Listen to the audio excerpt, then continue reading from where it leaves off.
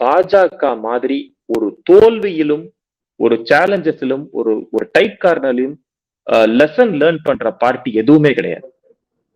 So 26ல அவங்க அந்த தப்பை எல்லாத்தையும் சரி பண்ணணும்னு பார்த்தாங்க. முதல்ல மேலிட பார்வையாளராக சுனில் பன்சல் ஏற்கனவே இருந்தார். தேர்தல் பார்வையாளராக பூபேந்திர யாதவ் அனுப்பப்பட்டார். அங்க இருக்கிற மாநில தலைவர் ஷமிக் பட்டாச்சார்ஜி அப்படிங்கிறவர் நியமிக்கப்பட்டார்.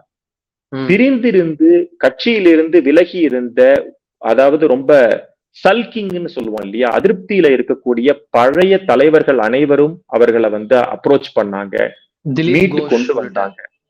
திலீப் கோஷம் உட்பட்ட பல பேர் இருக்காங்க.